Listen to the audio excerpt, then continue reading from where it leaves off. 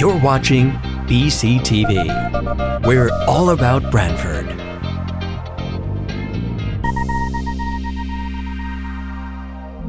You're watching BCTV, Brantford Government Television, a service of Brantford Community Television. This program is brought to you in part through the support of the town of Brantford. Okay, I'd like to call the meeting to order. Depends how you look at it. Yes. Thank you. That's a funny I'll way sit to with look one. at it. Anyway, I'd like to call the meeting to order. The Police Commissioners, January 23rd at 5:45. Boy, right on the dot, too. And the first item is the approval of the minutes from So November. moved. Okay, Second. all right, perfect. Annual meeting calendar approval. Everybody has a copy of the calendar? Does anyone have any problems? Yeah, I got it. With any of those dates? Let me just take a look.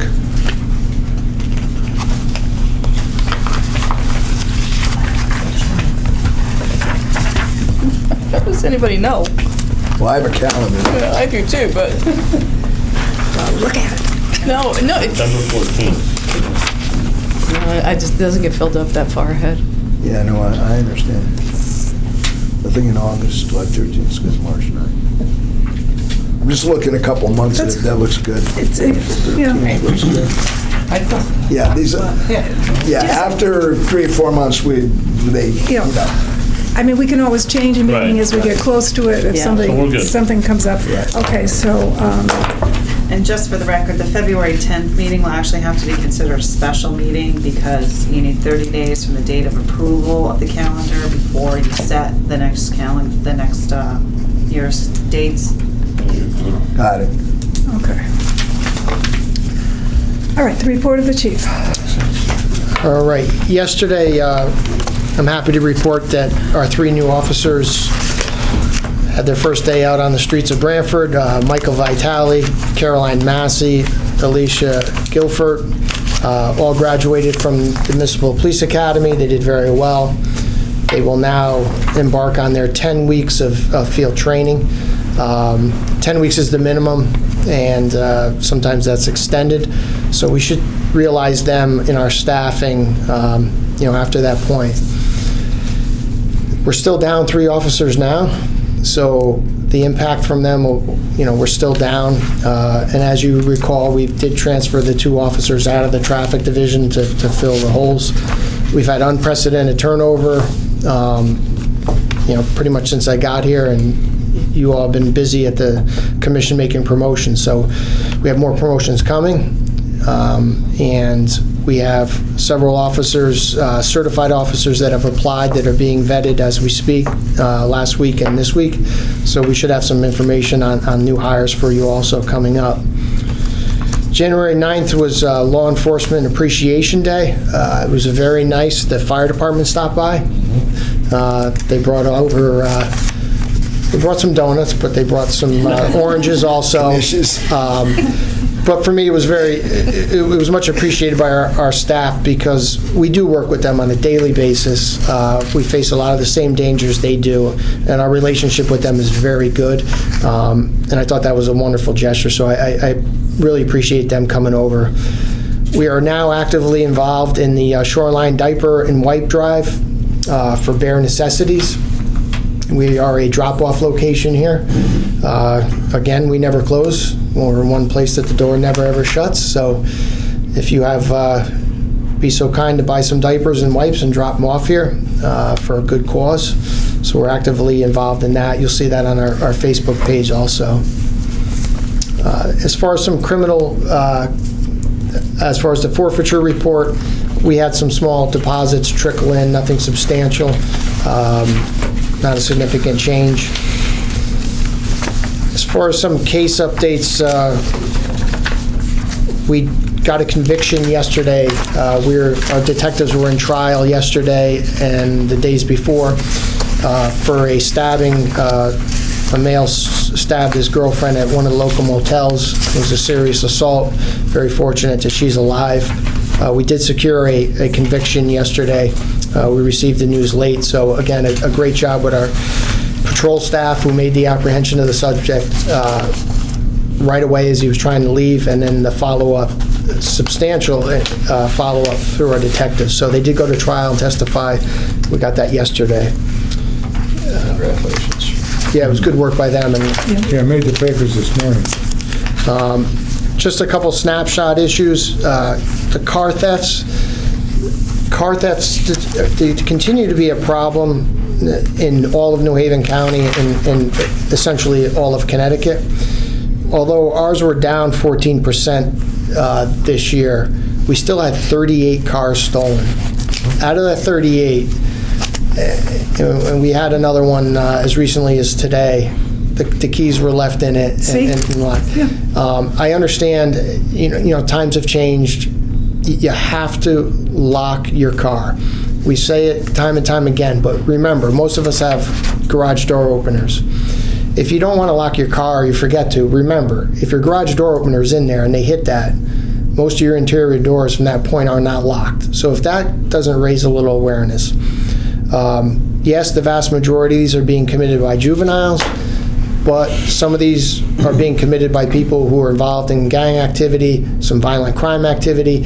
So you have to be diligent and lock your doors. You have to lock them. Do not leave valuables, but just make sure you lock them up. If we dig deep in these 38, not many of them have broken windows in which they hotwired the car. Right. The crimes of opportunity. So just food for thought with that. Along that lines, related to it, larceny from motor vehicles. These run in hand with the stolen cars.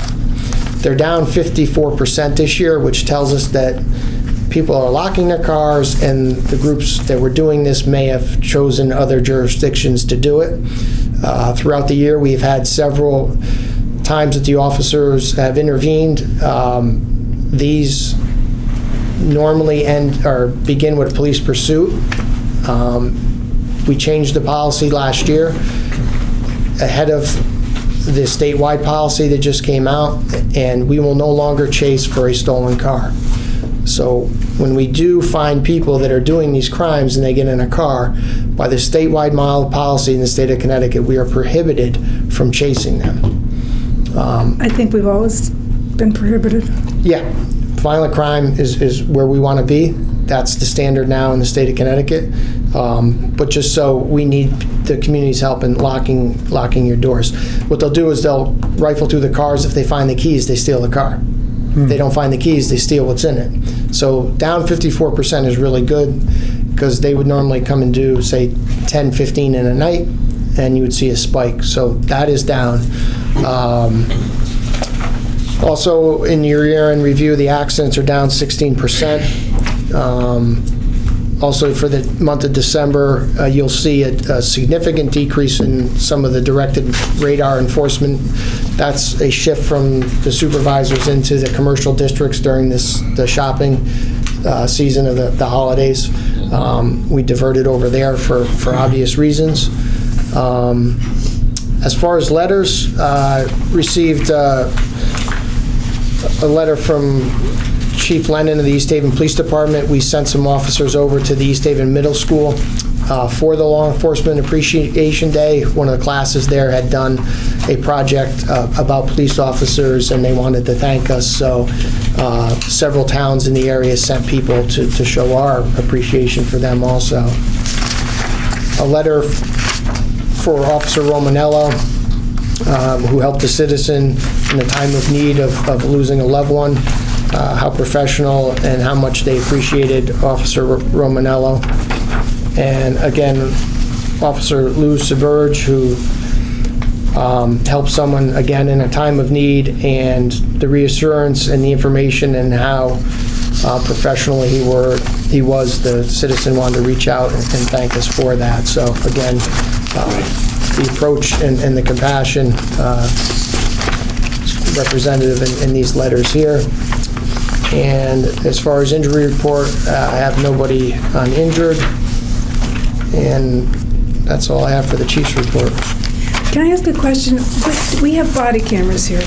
Does New Haven have them? Or Waterbury? Do you know? The city of Waterbury does not have body cameras. They are currently in process of identifying a vendor. New Haven has a partial or a full deployment, I'm not sure, but New Haven does have some in there. And they save so much in court time, don't they? No, they actually, believe it or not, increase court time. So when we send hours and hours of video, or if we have an interaction in a criminal case that, say, is 45 minutes long, the prosecutors are watching the video. So on the back end, it's created work on that end for us.